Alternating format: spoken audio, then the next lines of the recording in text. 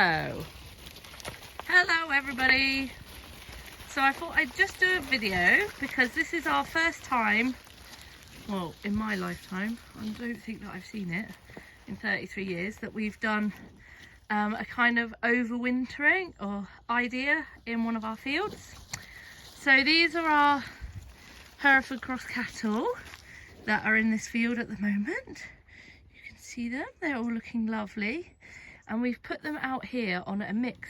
So we basically overseeded one of our old grasslands, which will be fully reseeded in the spring after these guys have done their work.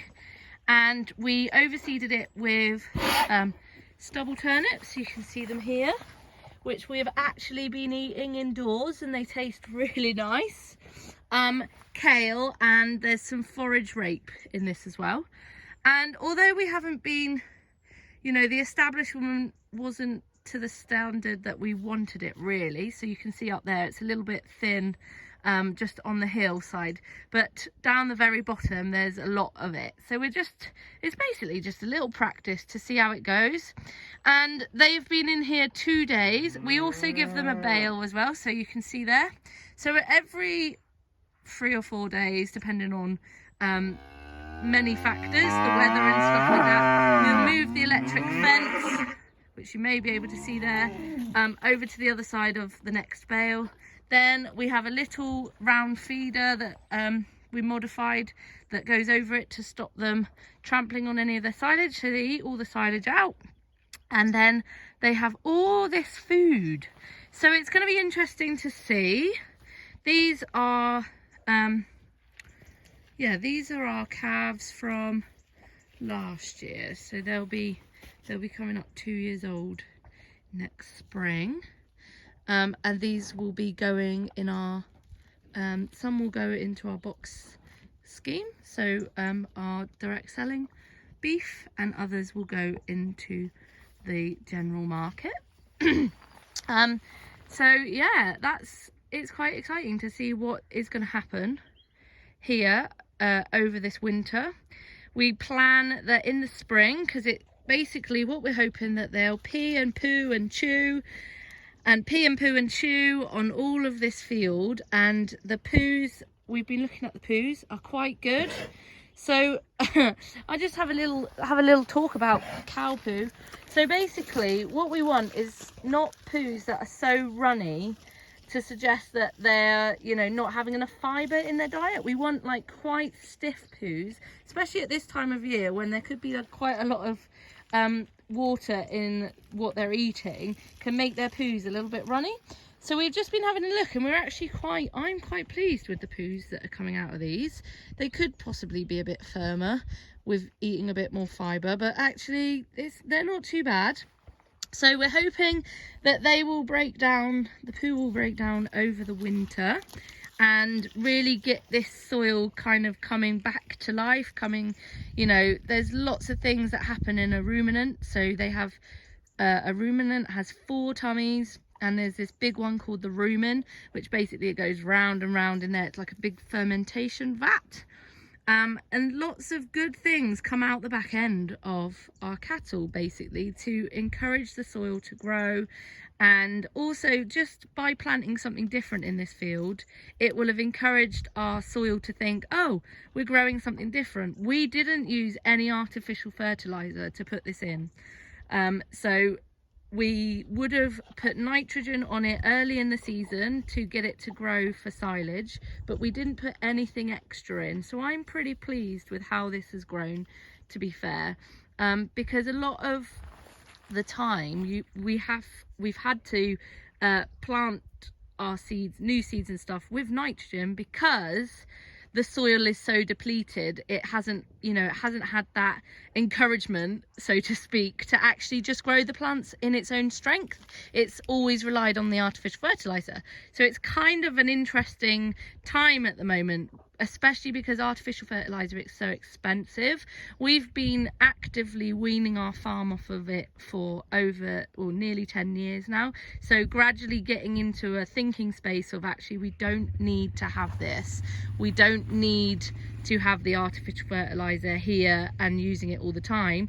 If we can just encourage our soil using these amazing machines, so these are the machines that we're using to get our soil to go basically, then hopefully we'll be, you know, growing some amazing crops in the future, which is what I'm excited for now.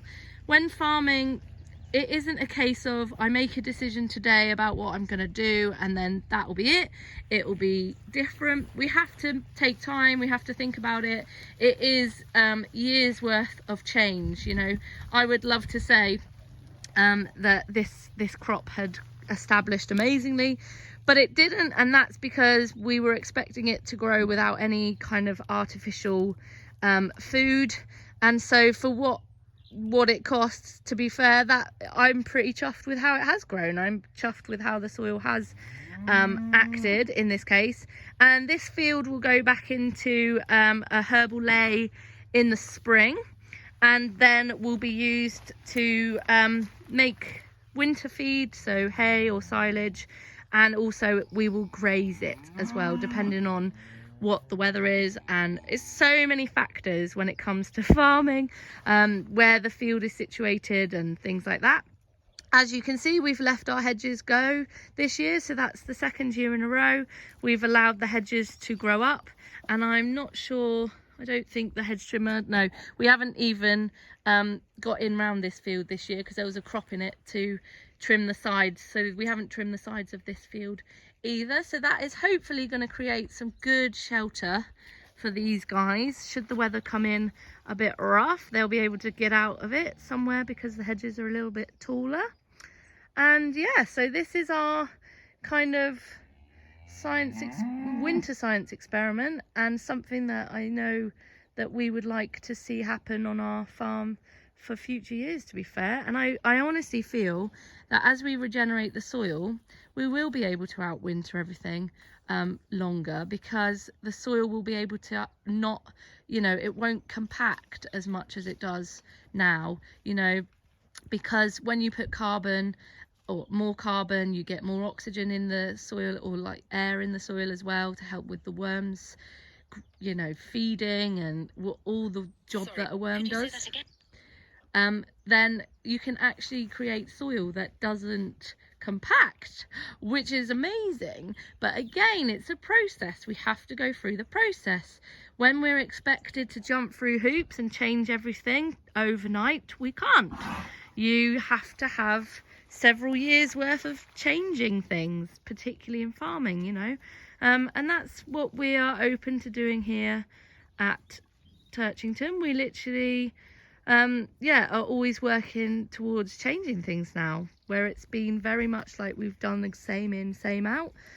We're not anymore, which is exciting. I'm excited by that. So if you have any questions on anything that I've spoken about regarding this video, then please contact me through any of the means on the page, or if you're watching on my YouTube channel, you can contact me through there.